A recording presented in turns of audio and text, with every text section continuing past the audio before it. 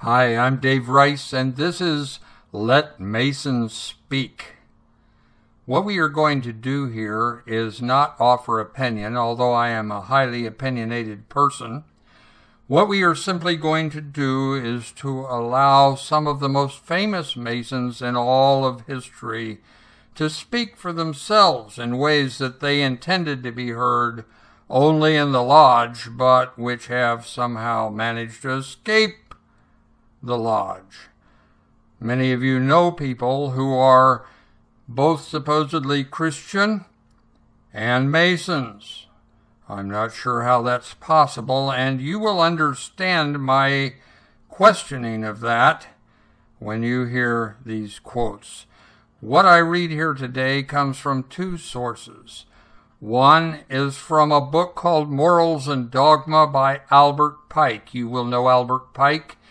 The rioters tore down his statue, and of all the statues in the entire United States that have been torn down, the one that got the attention of President Trump was the statue of Albert Pike, and he immediately issued a specific and particular order that that statue be cleaned up, repaired, and replaced. Albert Pike, his body lies in state in the House of the Temple in Washington, D.C., not far from where the statue of him remains and is being replaced or set up again. And he was also a Confederate general, but let's not talk about that. We're going to read his words from the book Morals and Dogma. We are also going to read some quotes that are found in a 3-volume revised encyclopedia of Freemasonry by Albert G. Mackey, and that was published by the Masonic History Company in 1946. So what we're going to do is simply let Masons speak. In this volume, this is what Masons say, and I'm just going to read down, and I will give you the links to, or the quotes to this. What I'm reading here, I will give you in writing. All right? Let's start. From here on out, everything is a quote. Everything is a quote. None of my words are in what follows. And I quote, "Masonry, like all the religions, all mysteries, Hermeticism and alchemy, conceals its secrets from all except the adepts and sages or the elect, and uses false explanations and misinterpretations of its symbols to mislead those who deserve to be misled, to conceal the truth, which it calls light, from them, and to draw them away from it. Truth is not for those who are unworthy or unable to receive it or would pervert it. So God himself incapacitates many men by color blindness to distinguish colors, and leads the masses away from the highest truth, giving them the power to attain only so much of it as is profitable to them to know. Every age has had a religion suited to its capacity. The teachers, even of Christianity, are, in general, the most ignorant of the true meaning of that which they teach. There is no book of which so little is known as the Bible. To most who read it, it is as incomprehensible as the Zohar. So Masonry jealously conceals its secrets and intentionally leads conceited interpreters astray. The Zohar is the completest embodiment of occultism. All truly dogmatic religions have issued from the Kabbalah and returned to it. Everything scientific and grand in the religious dreams of all the Illuminati is borrowed from the Kabbalah. All the Masonic associations owe to it their secrets and their symbols. Masonry, around whose altars the Christian, the Hebrew, the Muslim, the Brahmin, the followers of Confucius and Zoroaster can assemble as brethren and unite in prayer to the one God who is above all Balaam.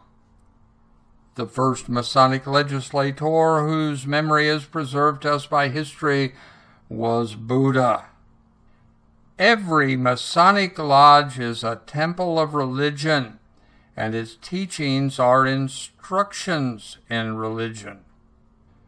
We have, therefore, in the 24th degree, recited the principal incidents in the legend of Osiris and Isis. Everything good in nature comes from Osiris. Osiris was the image of generative power. This was expressed by his symbolic statues. Osiris and Isis were the sun and the moon, and is the all-seeing eye in our lodges. Osiris was invoked as the god that resides in the sun. The supreme being of the Egyptians was Amun, a secret and concealed god, the unknown father of the Gnostics, the source of divine life and of all force, the plenitude of all, comprehending all things in himself, the original light. He creates nothing, but everything emanates from him, and all other gods are but his manifestations. From him, by the utterance of a word, emanated Neith, the divine mother of all things, the primitive thought, the force that puts everything in movement, the spirit everywhere extended, the deity of light and the mother of the sun. Of the supreme beings, Osiris was the image, source of all good in the moral and physical world, and a constant foe of Typhon, the genius of evil, the Satan of Gnosticism, brute matter deemed to be always at feud with the spirit that flowed from the deity, and over whom Horus, the redeemer son of Isis and Osiris, is finally to prevail. Freemasonry reverences all the great reformers. It sees Moses, the lawgiver of the Jews, in Confucius and Zoroaster, in Jesus of Nazareth, and in the Arabian iconoclast, great teachers of morality and eminent reformers, if no more. On page 102 in his book Morals and Dogma, Albert Pike defines Satan as, quote, the negation of God. For the initiates, those coming into the Masonic Lodge, the initiates into Masonry, for the initiates, this is not a person. Let me start that quote again. Albert Pike defines Satan as, quote, the negation of God. For the initiates, this is not a person, but a force created for good, but which may serve for evil. They represent this force, the light bearer or phosphor, of which poets have made the false Lucifer of the legend.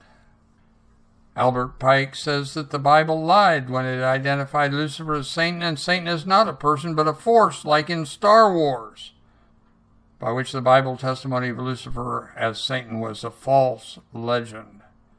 Thus he lays the foundation for the exaltation of Lucifer as a god. My favorite quote of all from all that Albert Pike wrote: Lucifer, the light bearer, strange and mysterious name given to the spirit of darkness. Lucifer, the son of the morning, it is he who bears the light. Doubt it not. Those were all from Morals and Dogma. Let's go to the Masonic Encyclopedia. The Masonic religion should be, by all of us of the high degree, maintained in the purity of the Luciferian doctrine. If Lucifer were not God, would Adonai, whose deeds prove his cruelty, perfidy, and hatred of man, barbarism, and repulsion for science, Would Adonai and his priests calumniate him? Yes, Lucifer is God, and unfortunately, Adonai is also God. Thus, the doctrine of Satanism is a heresy, and the true and pure philosophical religion is the belief in Lucifer, the equal of Adonai, but Lucifer, God of light and God of good, is struggling for humanity against Adonai, the God of darkness and of evil. Continuing the quote. On the contrary, we contend without any sort of hesitation that Freemasonry is, in every sense of the word except one, and that its least philosophical, an eminently religious institution that is indebted solely to the religious element it contains for its origin as well as its continued existence. The tendency of all Freemasonry is toward religion. If it makes any progress, it is progress toward that holy end. Look at its ancient landmarks, its sublime ceremonies, its profound symbols and allegories, all inculcating religious doctrine, commanding religious observance, and teaching religious truth. Who can deny that it is eminently a religious institution? We open and close our lodges with prayer. We invoke the presence of the Most High upon all our labors. We demand of our neophytes a profession of trusting belief in the existence and the superintending care of God. And we teach them to bow with humility and reverence at His awful name, while His holy law is widely opened upon our altars. Continuing. From all this we can see that the altar in Freemasonry is not merely a convenient article of furniture intended like a table to hold a Bible. It is a sacred utensil of religion intended like the altars of the ancient temples for religious uses, and thus identifying Freemasonry by its necessary existence in our lodges as a religious institution. Its presence should also lead the contemplative Freemason to view the ceremonies in which it is employed with solemn reverence as being a part of a really religious worship. Going on to another quote.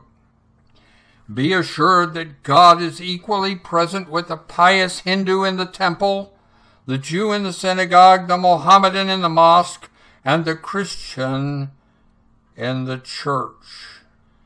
If you have understood what I just read, and even if you were to purchase, and it is available, these books, you would soon come to the conclusion, and most of you have come to the conclusion.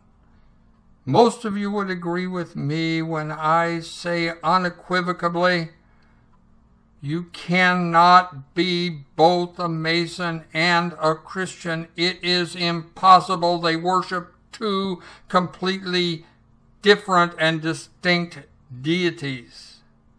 And those who are Masons who belong to Christian churches are pretending. And in their pretense, they are seeking to pervert and change the word of a holy God. Be warned, my friend. It is the Masons who brought this nation into existence. It is the Masons who will bring this nation to an end and bring about the birth of the New World Order, which in Scripture is known as the kingdom of the beast. Be forewarned, my friend.